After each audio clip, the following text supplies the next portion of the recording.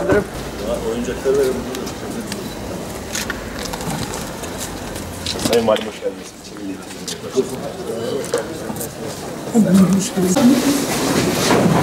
Günaydın çocuklar. Bir dönem sonra. Heyecanlı mısınız? Evet. Ayaz, gel. Muhammed abi var. Senin adın ne? Ege. Ege. Senin? Yes. Ben de bir şaşırdım. Ben de iyi.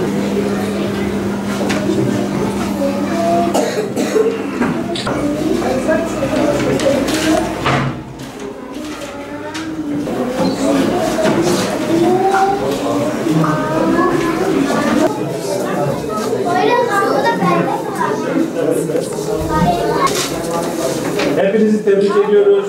Güzel, başarılı bir dönem geçirdiniz.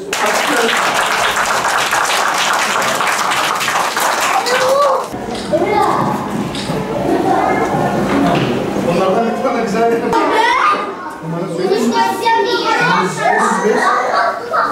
Gördüğümüz manzara son derece iç açıcı. Öğrencilerimiz hepsi birinci sınıftakine okuma yazmayı öğrenmişler. Onun heyecanını yaşıyorlar.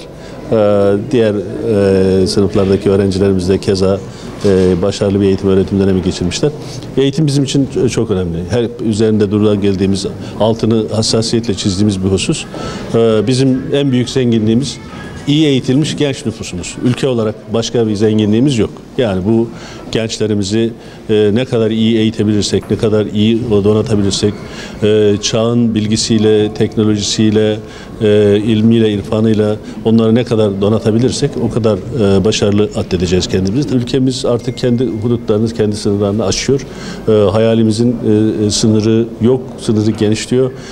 Geniş de tutmak lazım. Bu büyük bir millet.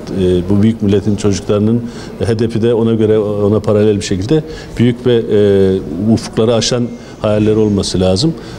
Bugün bölgemizden sizin de ifade ettiğiniz gibi Çukurova'mızdan bir Yörük çocuğunun uzaya çıkmış olması hepimizin gururu. Milletçe iftihar ediyoruz. Bunun devamı gelsin isteriz.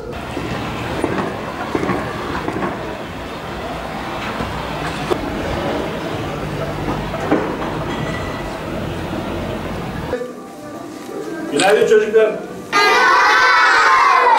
Nasılsınız? İyiyiz. Kim en çok heyecanlı? Hepsi heyecanlı. Talha Berk Kadiroğlu. Talha gel. Talha Berk gel bakalım. Bu Adana'nın tam değil mi? Sevim Ceylin Özbek. Sevim gel bakalım. Sayın Valim. Mete. Mete. Mete. Şöyle. Öyle.